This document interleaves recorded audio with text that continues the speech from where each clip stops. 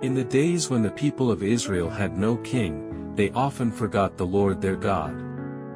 They turned from his ways and did what was right in their own eyes. And so, once again, their enemies ruled over them. This time, it was the Philistines, fierce and cruel, who crushed the hopes of Israel for 40 long years.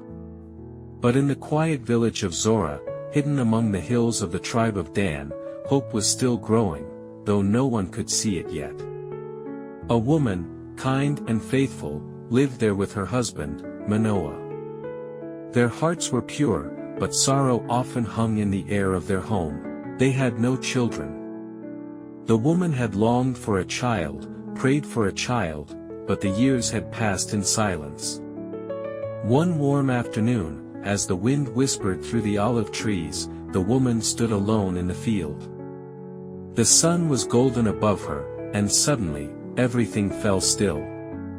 A light brighter than the sun shimmered before her, and a man, radiant like fire and calm like morning dew, appeared. It was no ordinary man, it was the angel of the Lord. "You are barren," he said gently, "but you shall bear a son." The woman stood frozen, breathless. "Be careful," the angel continued, "do not drink wine or eat anything unclean. And when the child is born, no razor shall touch his head.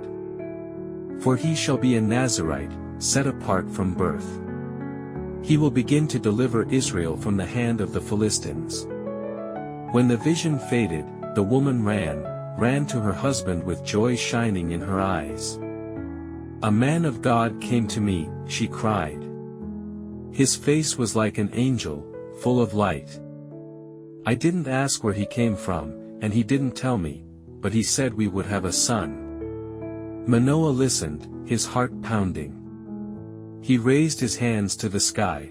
"Lord," he prayed, "let that man come back to us, teach us how to raise the child who will be born."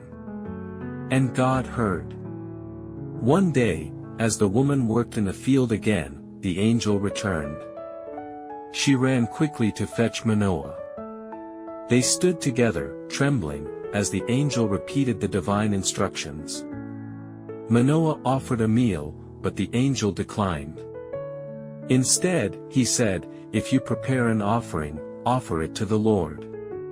So Manoah built a stone altar and placed the offering upon it.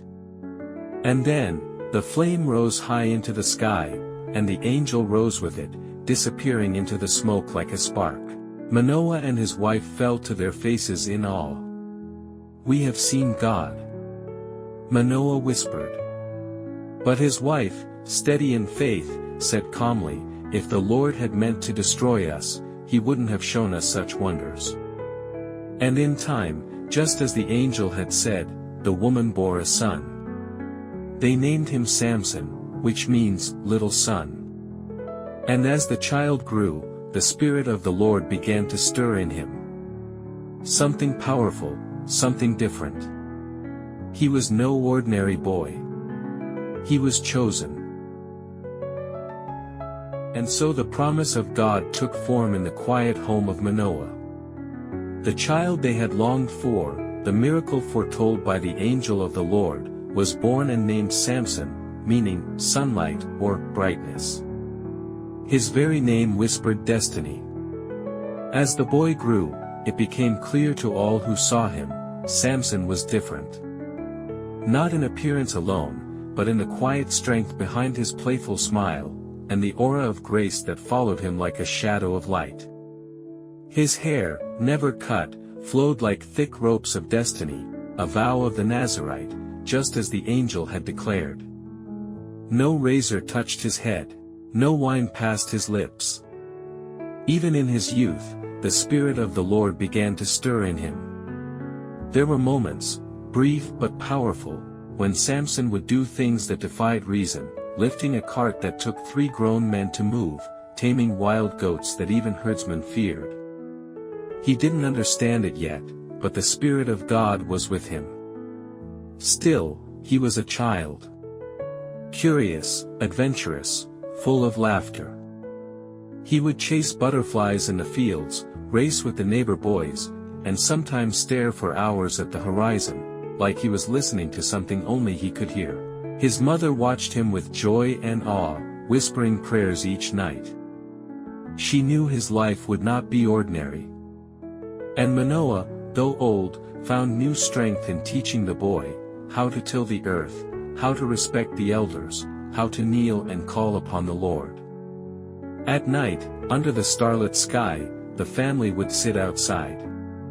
Manoah would speak of the old days, of Moses, of Joshua, of Deborah the warrior, and little Samson would listen, eyes wide with wonder. They didn't know when his calling would come. But they knew it would. For God had lit a flame in the heart of a child, and one day, it would burn bright for all to see. And thus, the days of childhood passed, not without trials, but always under the watchful hand of heaven. As the seasons turned, Samson grew into a young man, strong in stature, bold in spirit, and already known across his hometown for a strength that no one could quite explain. His arms bore the strength of 3 men, and yet his heart still carried the wonder of a boy. Though he often helped in the fields, tended animals, and worked with his father, his eyes would sometimes drift to the far hills beyond the borders of Zorah. There was a restlessness growing inside him, a stirring that could not be silenced. One day, Samson traveled with his parents on a simple journey to a nearby region called Timnah. It was a place under Philistine control, foreign in culture, yet rich in trade and beauty. As they walked along the road, vineyards swaying on either side, Samson's gaze fell upon a woman he had never seen before. She was among the Philistines, a people his family had warned him about all his life. Yet something about her captivated him. She was different. Her presence stirred something deep within. When they returned home, Samson's voice was firm. He turned to his father and mother and said, "I saw a woman in Timnah, she pleases me. Get her for me as my wife." His parents looked at one another, troubled. "Samson," his father began gently, "can you find no wife among our own people?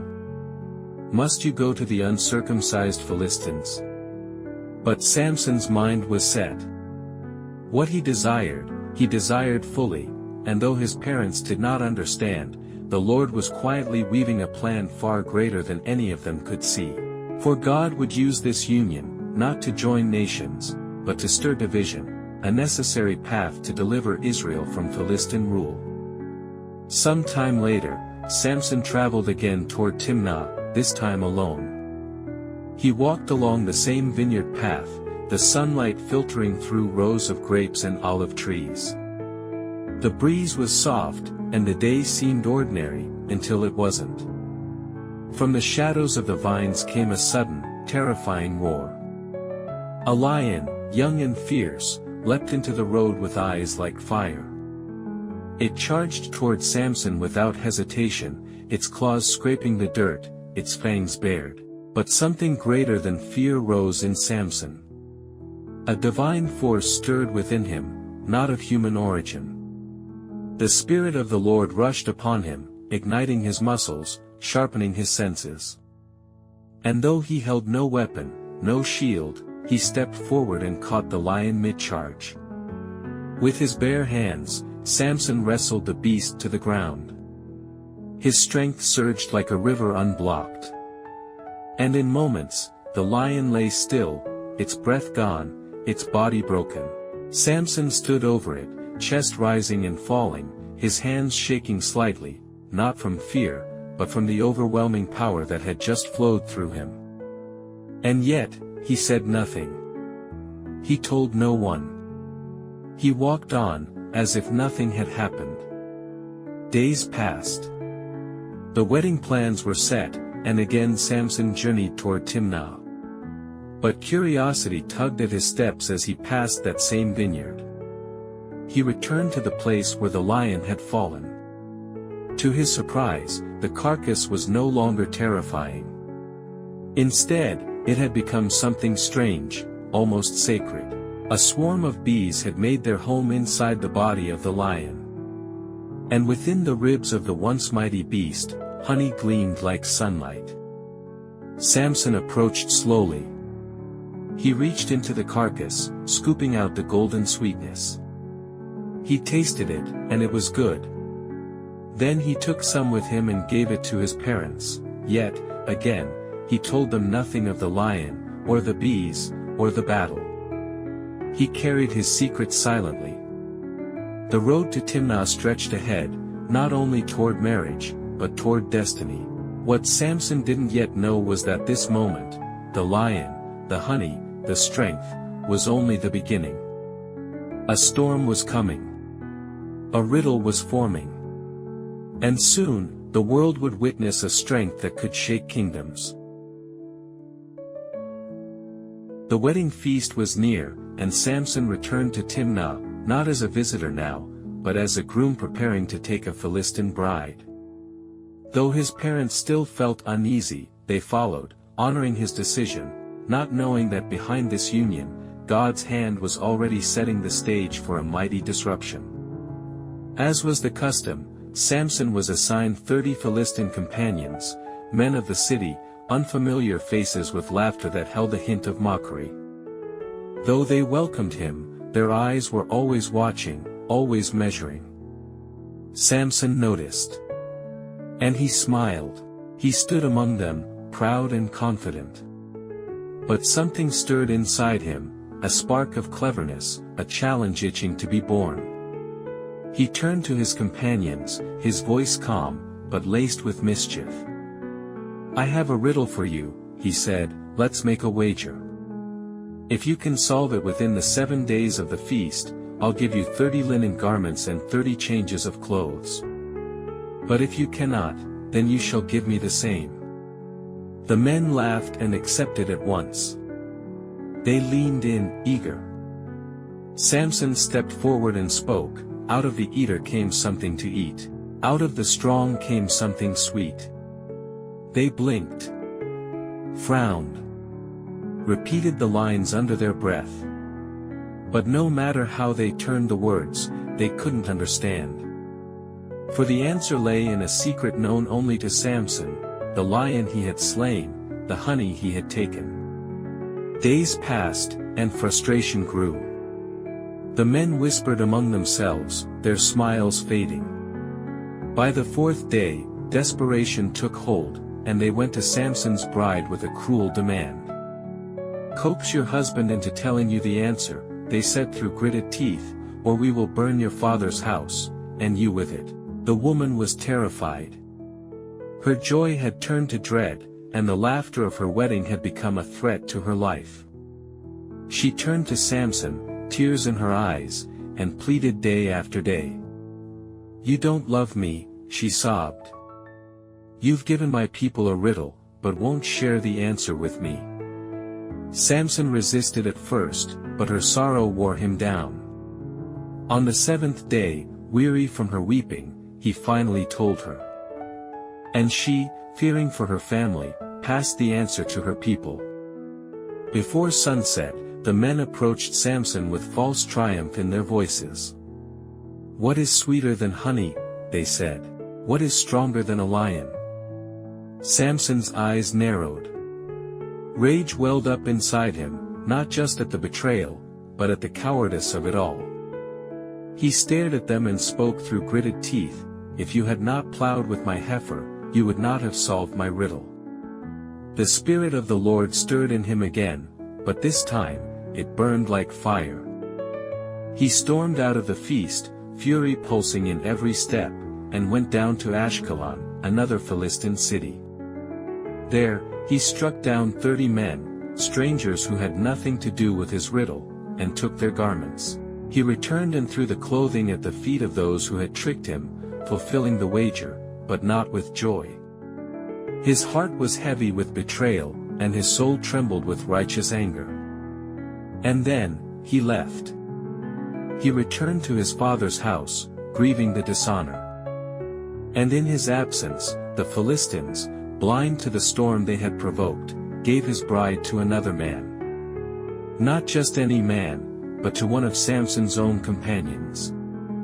What they didn't realize was that this wasn't the end of the tale. It was only the spark that would light a wildfire. Time passed.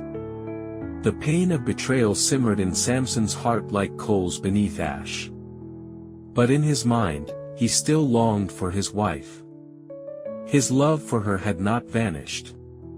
It lay hidden beneath the anger, tender, aching. When the harvest season came, Samson decided to return to Timnah. In his hand, he carried a small young goat, a peace offering, simple, humble, a gift of goodwill. He arrived at her father's house, heart pounding, face softened. But the door was shut. Her father stepped out, his face apologetic but firm. "I truly thought you hated her," he said. "So I gave her to your companion." Samson's heart froze. The image of her, her tears, her trembling hand in another man's grasp, pierced through him. The father added quickly, "Her younger sister is even more beautiful. Please, take her instead." But Samson stood still. He didn't yell. He didn't curse. His voice was low and dangerous, as if thunder was waiting just behind the clouds. "This time," he said, "I cannot be blamed for what I do to the Philistines." And with that, he turned. Samson went into the wilderness and captured 300 foxes. With his bare hands, one by one, he tied them in pairs, tail to tail, and fastened torches between their tails. When all was set, when the night sky was dark and silent, he lit the torches, and released them. The foxes darted into the Philistine fields. The golden crops of wheat, ready for harvest, ignited instantly. Flames danced across the fields, across vineyards and groves. Everything the Philistines had planted and waited for, gone. The wind carried smoke over the hills of Timnah, and cries filled the night air. When the Philistines saw the destruction, they demanded, "Who did this?" And when the answer came, it was Samson, because they gave his wife to his companion, their fury turned toward the innocent. They took the woman, Samson's bride, and her father. And in cruel vengeance, they burned them with fire. Word reached Samson like a stone to the chest. He didn't weep. He didn't tremble. But his soul darkened. "If this is how you act," he whispered, "I will not stop until I've repaid you." And then he struck. Swift and merciless, Samson came down upon them with the strength of heaven in his arms. He attacked them viciously, striking men down until the ground was wet with the cost of their cruelty. He left their corpses in heaps, raw justice for fire with fire. Then, breathless and heavy with grief, he went to dwell in the cleft of the rock at Etam, a hidden place, away from cities and voices. Alone. There, beneath the weight of love lost and rage born, he waited. But the Philistines were not done. They sent an army into Judah, their weapons gleaming in the sun, their voices echoing through the hills. The people of Judah, trembling, cried out, "Why have you come?" And the Philistines answered with venom, "We've come to seize Samson, to do to him what he did to us." And so, the next chapter begins. The Philistine army, armed and furious, came not for war, but for a man. Samson. They surrounded Judah's fields and hills, their boots crushing stalks and roots, their swords hungry. The people of Judah, Samson's own tribe, trembled. When they asked, "Why have you come?"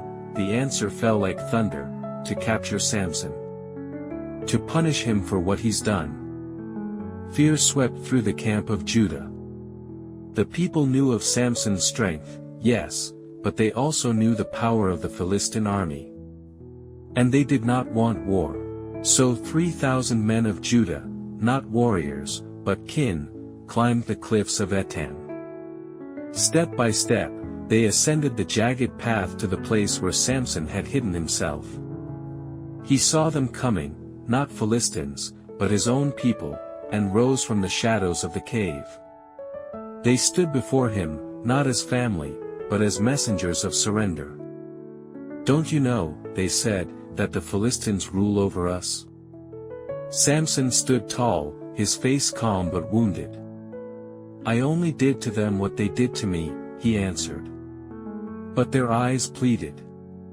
They were afraid. They didn't come to fight beside him, they came to give him up. "We've come to tie you up and hand you over," they said, "so they will leave us alone."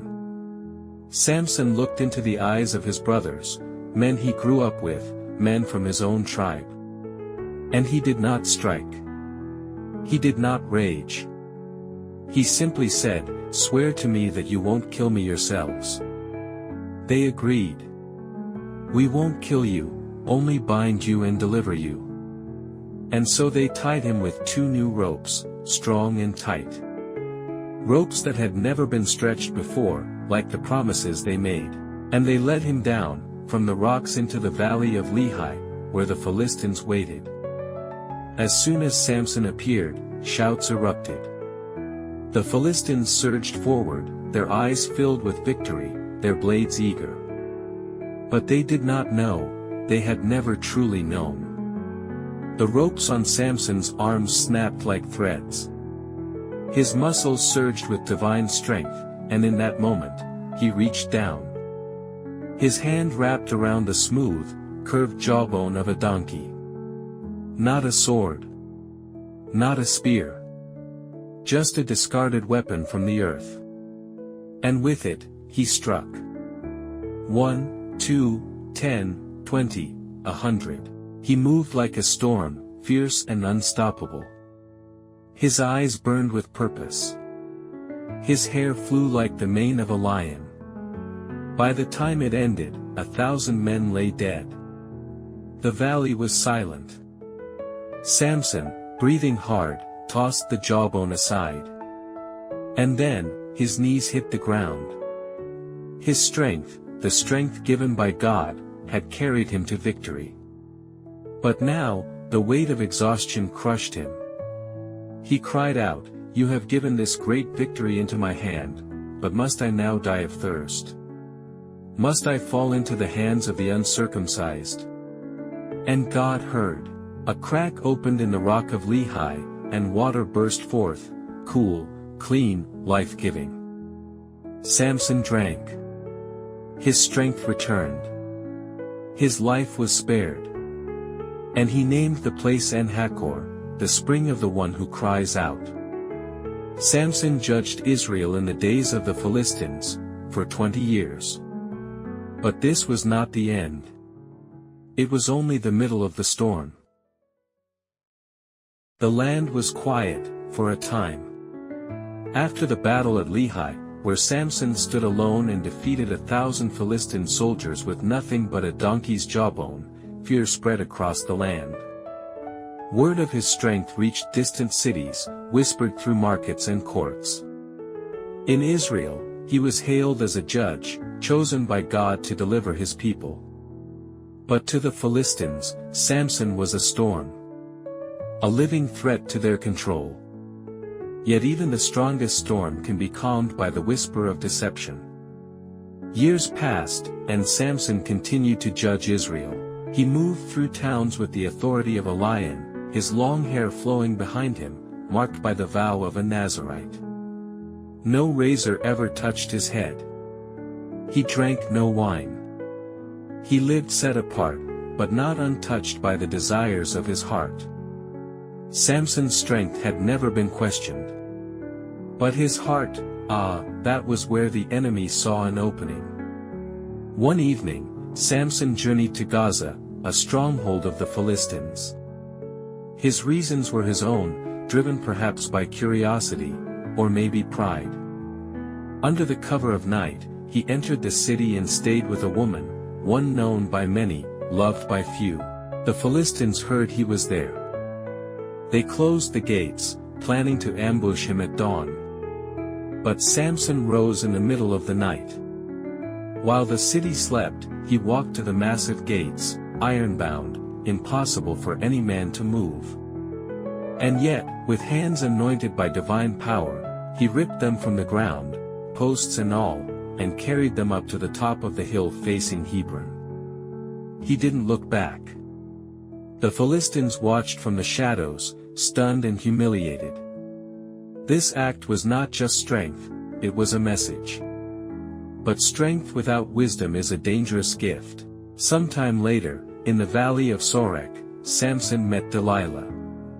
She was beautiful, enchanting. Her voice soft as silk, her eyes deep as the night. Samson was drawn to her, not by command or prophecy, but by desire. For the first time, his heart led the way. Delilah, too, noticed Samson's power. She listened to his stories, laughed at his jokes, and welcomed him into her home. But her heart was not her own. The Philistine lords came to her in secret. "Entice him," they said, "and find out what gives him such strength. How might we bind him and subdue him?" They promised her riches beyond imagination. 1,100 pieces of silver from each of them. And Delilah agreed. But she did not strike quickly. No, she was patient. She wove her trap with charm and softness. Each evening, she smiled at Samson. She fed him, cared for him, and slowly began to ask the questions. "What makes you so strong?" she whispered one night, her head resting on his chest. "If someone wanted to bind you, what would they need to do?" Samson chuckled. He told her a lie, just a game, he thought. "If I were bound with 7 fresh bowstrings, not yet dried, I would become as weak as any man." That night, while he slept, she bound him with those very bowstrings. The Philistines were hidden in her chamber, waiting. "Samson," she cried, "the Philistines are upon you." And Samson snapped the bowstrings as if they were threads near fire. Delilah feigned fear. "You mocked me," she pouted, "you lied." And the next night, she asked again. Delilah didn't give up. The game had just begun. Night after night, she pressed him with her questions, gentle at first, then with growing persistence. "You don't love me," she would say, pouting, her voice sweet but tinged with sadness. "If you did, you would tell me what makes you so strong." Samson smiled, amused at her curiosity, unaware of the trap slowly closing around him.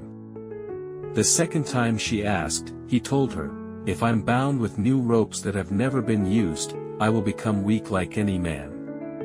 Again, she waited for him to sleep. Again, she bound him, this time with brand new ropes. And again, the Philistines hid in the room, ready to strike. "Samson," she cried, "the Philistines are upon you." But he rose and snapped the ropes like threads burned by fire. Delilah's expression twisted with frustration. Still, she smiled the next day, and asked again. Each answer was a lie, yet each lie brought her closer. And each time, Samson trusted her more. The third time, he told her, "If you weave the 7 locks of my hair into the fabric of a loom and tighten it with a pin, I'll be powerless." So she waited once more for his slumber. As he slept, she gently wove his dreadlocks into the loom beside her bed and pinned them tightly. "Samson, the Philistines are upon you." But with a shake of his head, he broke free again. Delilah's patience began to wear thin.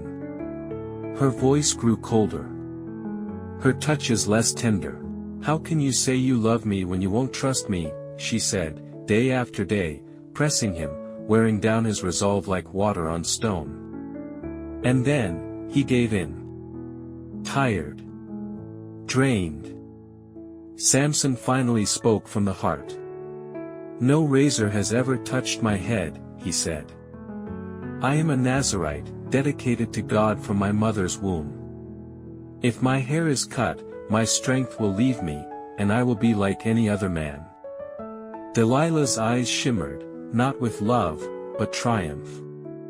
She saw that he had told her everything. That evening, she lulled him to sleep on her lap. She stroked his hair, whispered sweet nothings, and called for the men hiding nearby. A man entered silently with a razor. Stroke by stroke, they shaved away his dreadlocks, those sacred strands that symbolized his vow. One by one, they fell to the floor. And with them, fell his strength. Delilah watched as his mighty frame relaxed, his breath deepened. She leaned close and cried out one last time, Samson. The Philistines are upon you. Samson stirred, confused. He rose and reached for the strength he'd always known, but it was gone. The Lord had departed from him. The Philistines rushed in, this time with no resistance. They seized him, his arms, now weak, his body trembling. They beat him, laughed at him, and gouged out his eyes. The man who once stood undefeated now stumbled in darkness. They bound him in chains and dragged him to Gaza. There, they threw him into prison and made him grind grain like an ox. Israel's champion, blind, broken, betrayed. But deep within that prison cell, something stirred. The hair on his head began to grow once more. And so it was, the mighty Samson, once feared across the lands, now sat in the darkness of a Philistine dungeon. The man who tore lions apart and brought down armies with the bone of a donkey was now bound in bronze, blind, and left with only the echoes of his own regrets. In the silence of that cold prison, Samson did not curse God. He did not wail or scream. He worked. Day after day, he was chained to a millstone, grinding grain like a beast. His back was bent. His eyes were gone. But his spirit, though bruised, began to stir. For deep within that suffering, something unseen was happening, the Bible says. But the hair on his head began to grow again after it had been shaved. And with it, so did the quiet whisper of hope. Time passed. The Philistines had not forgotten their victory. In their pride, they praised their false god, Dagon, saying, "Our God has delivered our enemy into our hands." They rejoiced, believing the God of Israel had failed. So they planned a celebration, a grand feast to honor Dagon. Lords, nobles, and rulers gathered in the temple. Thousands filled its balconies, eager to mock the one who once struck fear into their hearts. Meanwhile, deep in the prison below, Samson sat still. His face was older now. Lined with pain, yes, but also marked with patience. Though blind, he could sense the change in the air. Footsteps. Commands barked. Laughter that echoed through stone walls. Then a guard came. A young boy, barely older than a shepherd, was sent to bring Samson to the temple. Samson stood. Slowly. Painfully. His muscles remembered their strength, though his body ached. The boy led him by the hand, a symbol of complete humiliation for the man who once carried city gates on his shoulders. But even as he walked through the mocking crowd, through the songs of drunken nobles and dancing women, Samson's lips whispered to the God he once abandoned. He prayed, not for vengeance, but for purpose. For redemption. For one last chance to fulfill what he was born to do. And as they led him between the two central pillars of the temple, he stretched out his hands. Not in defiance, but in surrender. Not to Dagon, but to the Lord of hosts. And in that final moment, time seemed to stand still. The temple of Dagon, once filled with laughter, now trembled under the weight of God's justice. Dust fell like ash. The great pillars, carved by human hands, were no match for the hands of a man surrendered to divine purpose. With every ounce of strength left in him, Samson cried out, not with his voice, but with his life. The pillars cracked. The ground shook. The ceiling groaned, and then collapse. Stone upon stone came crashing down, burying the mocking nobles, the dancers, the idol of Dagon itself. Chaos reigned. Screams were drowned in the sound of destruction. The proud temple, once a monument to false gods, was reduced to rubble. And beneath it all, lay Samson. But though his body was broken, his legacy was complete. For in that final act, he defeated more enemies in his death than he had in his life. Not by the strength of his arms alone, but by the return of his faith. Outside the city, word spread quickly. Israelites whispered of what had happened. Some cried in mourning. Others stood in awe. Hope stirred once more in their hearts. And from Zorah and Eshtaol came Samson's family, his brothers, his people.